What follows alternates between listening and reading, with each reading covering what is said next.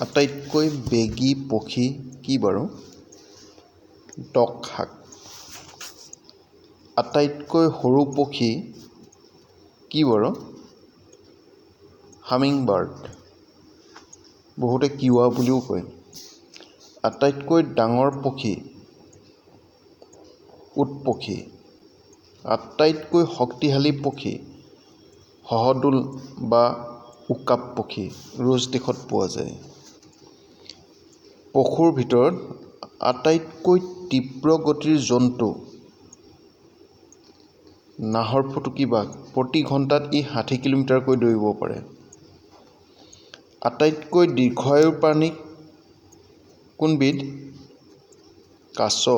ইয়াৰ আয়ুস ৩০০ বছৰ। মাত মাতিব নোৱাৰা জন্তুৰ ভিতৰত কোনবিধ জন্তু পৰে বাৰু?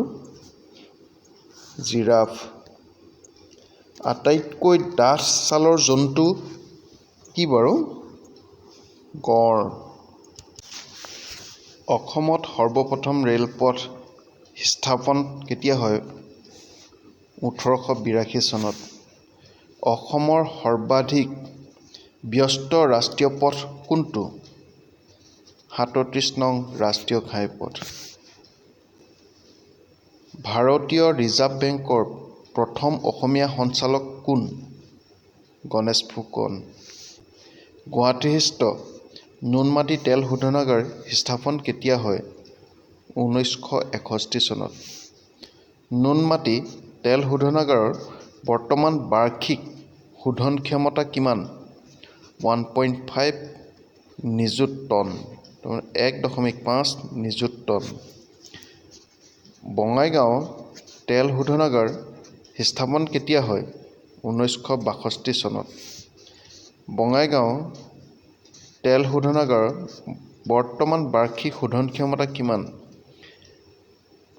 ২.৫ নিযুত টন।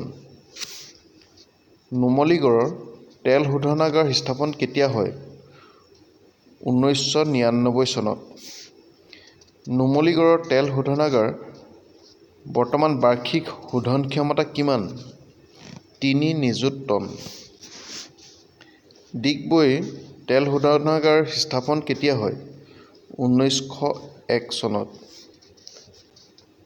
ডিগবৈৰ তেল শোধনাগাৰ বৰ্তমান বাৰ্ষিক শোধন ক্ষমতা কিমান? ৭.৫ লাখ টন। অসমৰ শিলঘাটৰ মৰাপাট কলটো স্থাপন কেতিয়া হয়?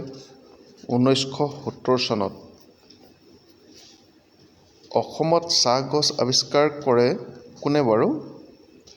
চি.এফ. ব্ৰুছে।